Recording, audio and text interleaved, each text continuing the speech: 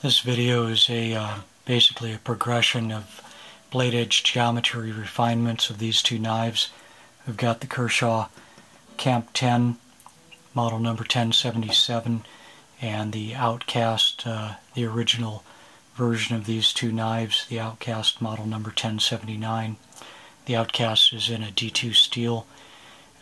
Basically what we've done, or I've done, is I've taken this knife and continued to refine the edge geometry down, making the bevels a little bit shallower, progressing from what was originally 25 to 27, 28 degrees on the secondary bevels down to, I think the first time around it went 15 degrees in this area and then 25 degrees up in the chopping area.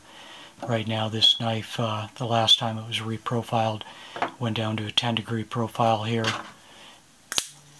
15 degrees in this area, and then 20 degrees up in the forward chopping area of the knife.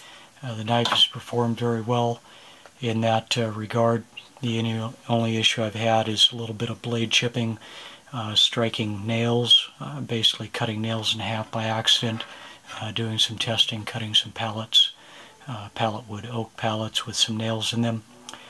The 1077 Kershaw here just got its last reprofile, and I'm tending to progressively follow up. This began in a about 26-28 degree all the way up. Camp-10 here is a flat saber ground blade. Was originally painted basically from the spine of the knife all the way down to the cutting edge. The first series of grind, we just took the paint off basically just to try and get rid of some of the stick in the knife, and then also ran the edge down to, I believe, 20 degrees throughout the entire edge of the knife, and it performed very much better. Reduced stick considerably, much greater penetration and chopping with the little bit finer edge. The most recent reprofiling this knife, just finished it off today. I've still got to put the handle back onto the knife, which I'm going to work on here, and well, actually just go ahead and slide it on right now. I'm going to have to go off camera for just a second to give it a couple strikes with a mallet to knock it down on. So for the purpose of the video right now, I'm probably going to go ahead and hold off on putting the screws in. I'm going to go ahead and use some blue Loctite on these with an assembly this time, and just make sure that during chopping they're not going to be coming loose. Go ahead and set these off to the side for right now. The knife has been pretty heavily chopped on batoned since day one when the owner got this knife. Right now the grind that I just put on the knife right now is kind of following a general rule that I think I'm going to with this owner's knives. He has a Spyderco sharp maker that he's able to hone and do a little bit of touch-up work on his knives. So what I've done effectively is I've taken the Spyderco sharp maker 40 degree bevel and the 30 degree bevel, which it has natively built in. Divide that by 2 to get 20 degrees per side, which is what the sharp maker would sharpen at, and the 30 degree bevel divided by, that's inclusive, divided by 2 would be effectively 15 degrees per side.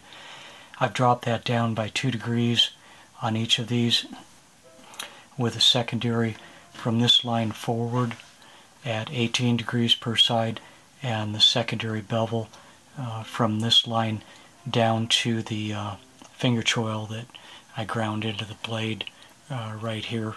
And so effectively what this should allow the owner to do is take the Spyderco sharp maker on the 40 degree angles for his stones, put the knife, which has an 18 degree per side secondary from here up to the tip, and be able to hone this edge, because right now it's slightly more acute, a little bit sharper than the 20 degree that the sharp maker would be putting on. The exact same thing holds true with this transition right here into the 13 degrees per side, so he should be able to hone this part of the edge on the Spyderco Sharp Maker 30-degree setting, which is effectively 15 degrees per side. Hopefully it's not as confusing as I might be making it out to be.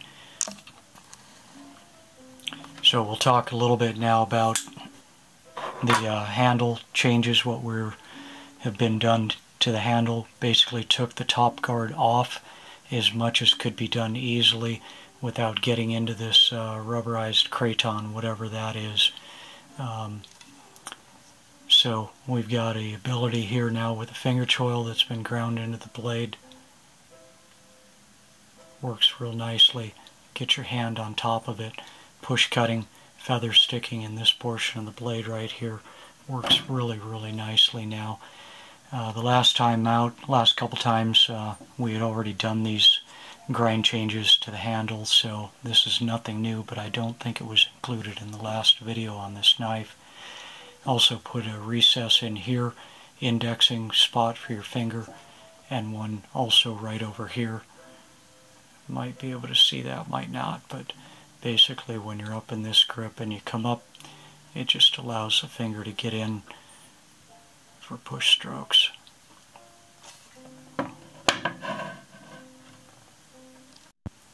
So I'm just going to bring these two down so that hopefully we can kind of see what's going on with the two edges, just as a documentation for future reference for us. I've got the D2 steel on this Kershaw Outcast. I'm going to go ahead and keep refining that knife. Right now, the last time it was out in the woods doing any work, it was basically wearing this same profile 10 degrees from here forward. This is in the area where we're going to do most of the fine cutting work, transitioning up to the 15-degree secondary bevel and then 20 degrees up to the tip. So you can see the Outcast is just a little bit finer cutting than what the Camp-10 is right now. I think one of the biggest improvements to both of these knives was actually not so much on this knife because it had a diamond-like coating, some kind of a DLC coating on the blade, but this paint was very sticky. Getting the paint off of here reduced the stick considerably, took it up just a little bit higher than what the saber grind was. It's about a 3/4 saber, and that reduced the stick when you got penetration up to here considerably. But mainly the paint, when it was removed between where the secondary transitioned into the primary, which would be right along this edge here, that used to create considerable amount of stick meaning when you chop the knife into the wood, it goes in, penetrates beyond where the secondary bevel is, and the paint is just a friction point. So I think that was probably the first most significant improvement, and then laying back the transition line between the primary and the secondary was the second for reducing stick and also increasing penetration on the blades. That's pretty much true for both of these knives. Finger-choil modification was really a nice transition on this knife. Let me see if I can get in on the focus on that.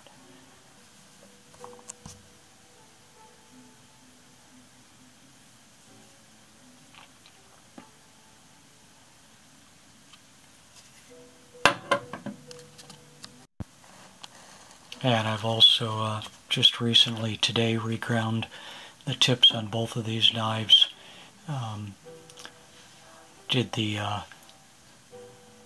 spine on the Outcast all the way up.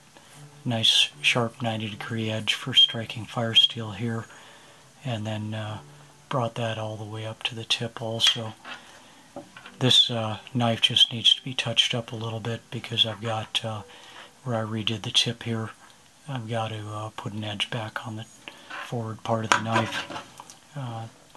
Basically from here, which is where the rock chips and strikes on the nails that had created chipping were right in this area, and then there was some damage where the blade had impacted concrete when the owner was chopping with it. Fair amount of damage up in this area. So basically from right here all the way forward, took it down completely flat on the belt grinder and then reprofiled the edge and also straightened up the tip a little bit.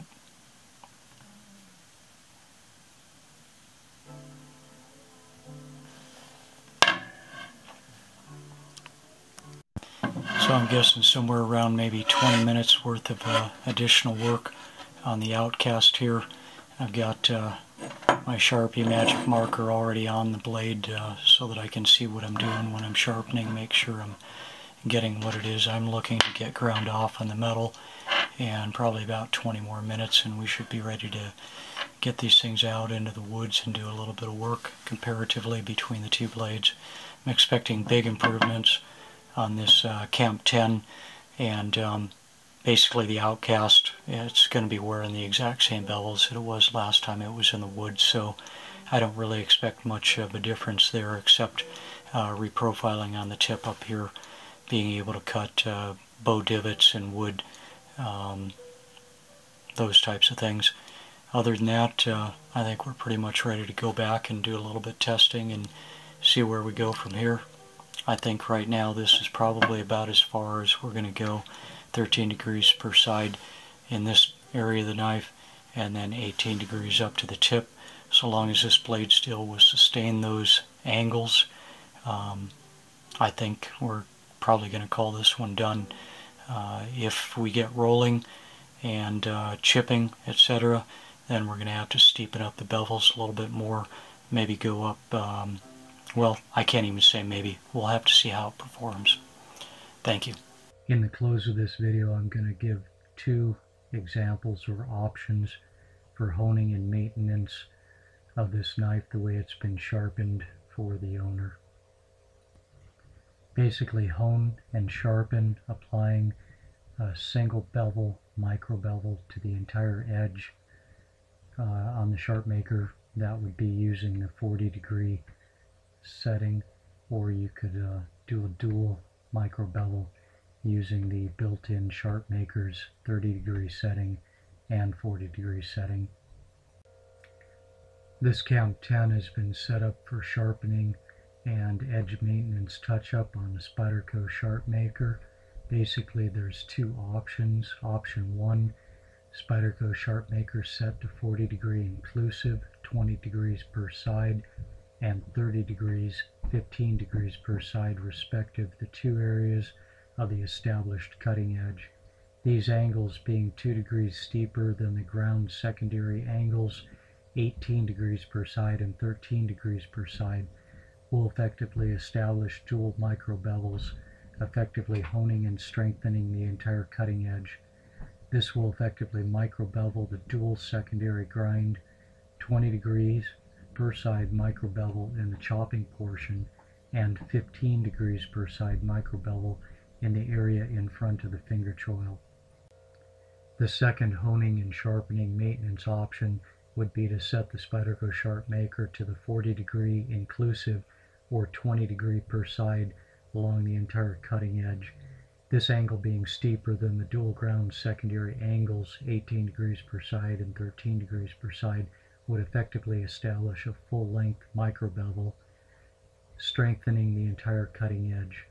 This would be a very simple touch-up option. This would effectively micro bevel the dual bevel secondary grind, 20-degree micro bevel in both the chopping portion and in the area directly in front of the finger choil.